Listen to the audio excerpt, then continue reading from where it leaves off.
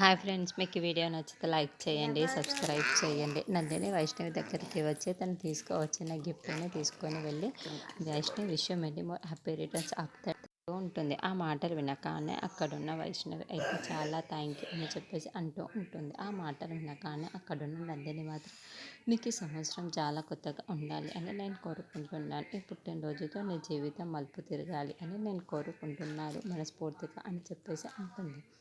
ఆ మాటలు వినగానే అక్కడున్న వైష్ణవి అయితే ఒక్కసారిగా షాక్ అయిపోయి నందిని దగ్గర ఉన్న గిఫ్ట్ని తీసుకొని ఉంటుంది.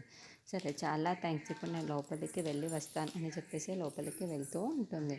ఇంతలో అక్కడున్న వెన్నెల దగ్గరికి వెళ్ళి ఆ గిఫ్ట్ని చూపిస్తూ ఉంటుంది. అది చూడగానే అక్కడున్న వెన్నెల ఈ గిఫ్ట్ ఎవరిచ్చారు అని చెప్పేసి అడుగుతుంది. ఆ మాటలు వినగానే అక్కడున్న వైష్ణవి ఇంకెవరు, ఈ నందిని అత్తయ్య అని చెప్పేసి అంటూ ఉంటుంది. ఆ మాటలు వినగానే అక్కడున్న వెన్నెల ఒక్కసారిగా షాక్ అయిపోతూ ఉంటుంది.